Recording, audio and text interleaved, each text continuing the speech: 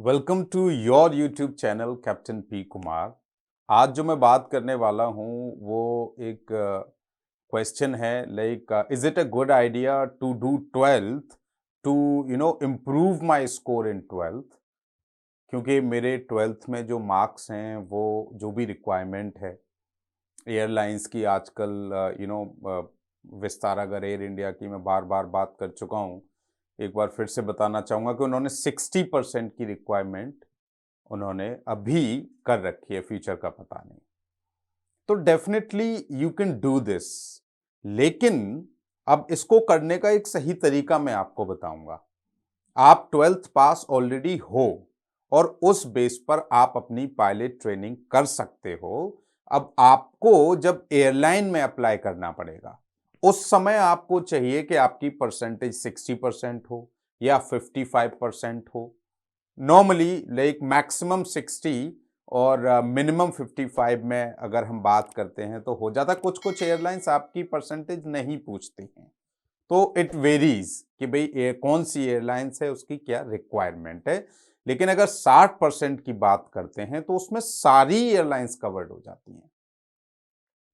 अब सवाल आता है कि आपने पूछा मेरे से कि मेरे को ट्वेल्थ दोबारा करनी चाहिए, क्या ये सही है तरीका? अब देखो, अगर ट्वेल्थ दोबारा करते हो तो एक तो तरीका होता है कि पूरे 1 साल का वेट करो। एक आप एनआईयूएस से दोबारा कर सकते हो, जैसे फिजिक्स या मैथमेटिक्स का, या और कोई भी तरीका जो आपके लिए कन्वीनियंट है और आप अपना स्कोर इंप्रूव करना चाहते हो और आप डिसाइड कर चुके हो कि आपको पायलट ही बनना है, तो आप उसी जो भी आपके डॉक्यूमेंट्स हैं उनके बेस पर आप अपनी पायलट ट्रेनिंग शुरू कर सकते हो। आप अपना मेडिकल करा सकते हो, आप ग्राउंड क्लासेस ले सकते हो, है ना? तो आपका जो ग्राउंड क्लासेस वाला सिस्टम है, जो मेडिकल है, कंप्यूटर नंबर है, इस सारे प्रोसेस में 4 से 6 महीने लग जाते हैं। फिर अगर हम फ्लाइंग की बात करें तो उसमें भी मिनिमम 1 ईयर मान के चलो। टाइप रेटिंग और सारी चीजें मिला के अगर हम देखते हैं तो 2 से 2.5 साल आपके पास है। While you are doing your training, 2 से 2.5 साल में आप अपना ट्वेल्थ का भी साथ के साथ करते रहिए, क्योंकि आपको वो ऐसा तो है नहीं पूरी साल पढ़ाई करनी हो ट्वेल्थ में इंप्रूवमेंट के लिए। तो इसको आप पैरेलली प्लान कर सकते हो। लेकिन जब आपके ट्वेल्थ के एग्जाम आ रहे हैं तो 2-3 महीने के लिए मैं ये बोलूंगा, क्योंकि आप सब कुछ होल्ड पे डाल दो, चाहे आप फ्लाइंग कर रहे हो या ग्राउंड स्कूल कर रहे हो, कुछ भी कर रहे हो उसे होल्ड पे डालो। क्योंकि हमारा जो मेन फोकस है अभी वो है ट्वेल्थ में इंप्रूव करना, क्योंकि अगर इंप्रूव ही नहीं हुआ तो हमें तो फिर से दोबारा सारी कहानी करनी पड़ेगी ट्वेल्थ की। बाकी ये ट्रेनिंग तो वैलिड है।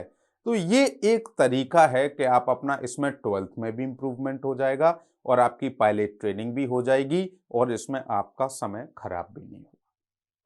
सो this is the best way to improve your twelfth score.